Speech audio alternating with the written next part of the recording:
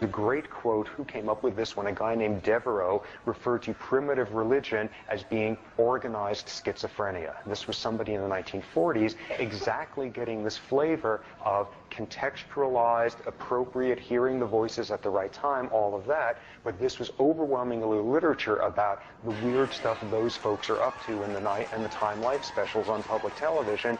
And what the critical transition is it's not just about them.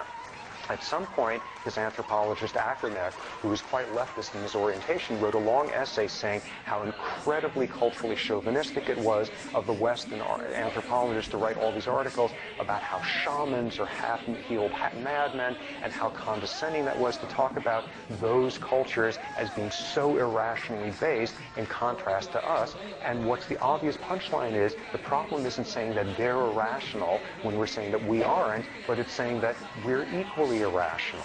We are equally irrational in some of the tenets that we have here. A quote from Ackerneck at the time was, "Our culture is unique in outlawing the irrational."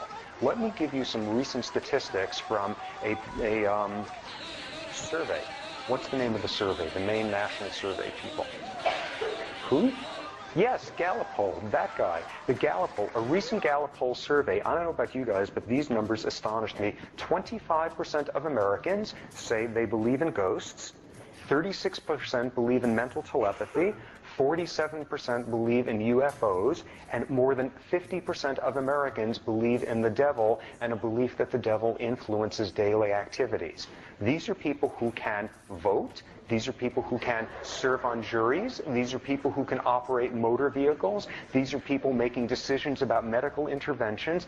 I, for one, in this outpost of not terribly extreme irrationality in this corner of the country, am astonished. We live in a world that is highly irrational. And the punchline of this is not simply about non-Western traditional human societies. The exact same thread of schizotypalism runs throughout all of the belief systems of human societies, including Western ones. We are permeated by irrationality. Now, some of the versions of it that we have in the West are utter nonsense ones that have just been like invented out of thin air in recent years, which is kind of like fast food for these sort of nouveau sort of medieval peasants in their hot tubs up in Marin. This is the world of crystals and channeling and things of that sort. But some of the versions of our westernized irrationality go back millennia and organize some of our most cherished values. The same irrationality and the same valuing of those who invent the appropriate versions of the irrationality runs throughout the West. Okay, just to show you that I am not being overly hostile, or will try to pull in my own sort of tradition that I was raised in, it is not normally considered a sign of robust mental health to hear voices coming out of burning bushes. This is considered a worrisome sign. This is considered diagnostic. It is not a good thing to be reporting that you just spent the night wrestling an angel. It is usually a very disturbing sign if you were reporting you've had a conversation with someone who is dead and has risen from the grave. These are diagnosable problems in our secular Western realm. These are the backbones of our belief systems, we in the West as well as we humans in non-Westernized settings. Schizotypalism runs through all of human history. What you wind up having then is this obvious question: who invented this stuff? Who came up with the notion that the world was invented in 7 days, or snakes with apples are up to something no good, or it's possible to give birth and you're still a virgin? These were not designed by committees. These were designed by extremely formative, extremely influential schizotypals throughout history. Yeah.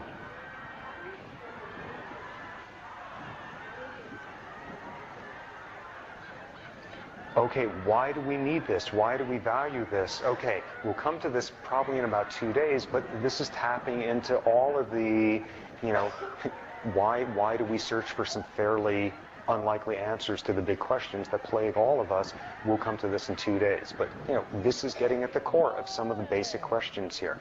Okay, let me push on here. What you wind up seeing with this is that this is on a continuum, and who invented this stuff? And you look throughout the history of religious leaders, those who have invented some of the theology, and we will come to different variants of religious leaders shortly, as you see those who invented the theology, that there is very often a thread of metamagic metamagical thinking that goes through this. And this is metamagical thinking of a type that falls readily into the spectrum of schizotypalism. Now, one of the themes we've endlessly come back to in this class is appropriate context, and this is a perfect realm to see this, because what we wind up getting is you gotta get it just right. If you hear voices, it's gotta be during the ceremony. If you're speaking in tongues, it can't be in the middle of the silent part of the hunt. You don't want to have too many of them. Thank God we've got this shaman, but not two of them around here. You've got to get the context right.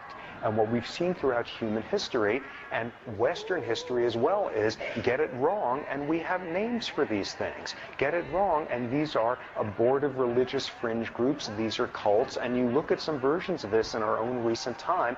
You look at David Koresh in Waco. You look at someone like Jim Jones in Jonestown. You look at someone like Charles Manson, and these are people who were highly metamagical in their thinking, highly charismatic, but hit a wall at the point where we still classify them as cults.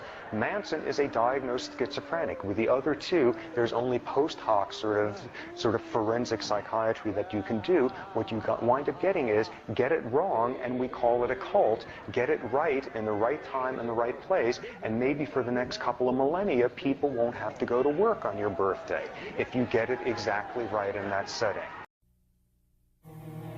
This is the story of a nightmare, a demon that strikes healthy teenagers and young adults, that robs them of past, present, future, even life itself. You know, schizophrenia is about the most complicated and fascinating disease that people have, because it's so complex. It has so many different kinds of symptoms. I heard little voices like angels. I thought I could fly. Feels like my head's exploding. Feels like my head's going into spontaneous combustion, man. Schizophrenia is not split personality. Schizophrenia is not a creative adaptation that an individual makes to an insane world. I'd walk down the street crying. I was crying all the time for no reason, and people would say, "Why is that girl crying?" And I'd explode. I'd say, "Don't you understand?" This is a no-fault disorder. This is not something that's due to a willful child or somebody who just wants to be different. Every voice was God. And so everything they told me to do was a command from God, and I was a good Christian, so I had to do what they said.